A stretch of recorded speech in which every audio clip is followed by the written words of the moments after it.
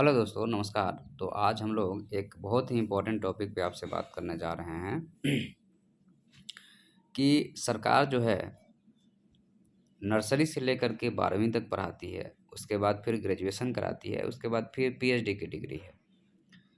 तो जब इंजीनियरिंग या डॉक्टर के बच्चे जब इंजीनियरिंग करते हैं, डॉक्टर कर लेते हैं बच्चे, तो उनको सीधे वहीं से कैंपस सिलेक्शन हो जाता है या कहीं न कहीं उनको व्यवस्थाएँ हो जाती, वो चले जाते हैं। तो ये प्रोफेशनल डिग्री हो गई।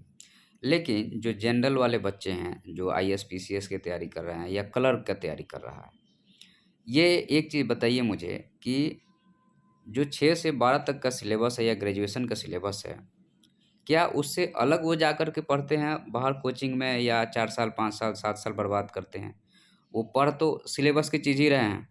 जो वो 6 से 12 पढ़े हैं और उसके बाद जो ऐसे ग्रेजुएशन में पढ़े हैं, तो वो क्या पढ़े हैं? वो तो सिलेबस की चीज़ ही पढ़े हैं, जो सिलेबस में था, जो उनको 6 से 12 में पढ़ना था या ग्रेजुएशन में पढ़ना था, वही चीज़ फिर से वहाँ रिपीट कर रहे हैं और सरकार उसके लिए अलग से एग्ज़ाम ले रही है।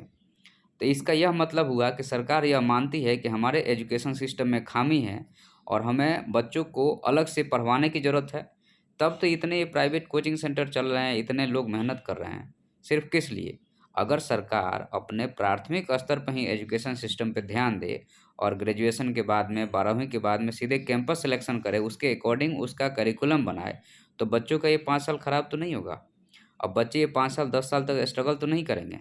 तो सरकार इस पे क्यों नहीं काम करती है कि हमें जो एजुकेशन सिस्टम है हमारा, अगर हम छठी से लेकर के 12वीं तक के बच्चों को इस तरह से ट्रेन करें कि उनको क्लर्क में कहीं जॉब लग जाए या कहीं भी कंपनी में क्लर्क में कितनी वैकेंसी है, कितनी पोस्ट खाली है और हमें इन बच्चों को कैसे ट्रिम करना चाहिए।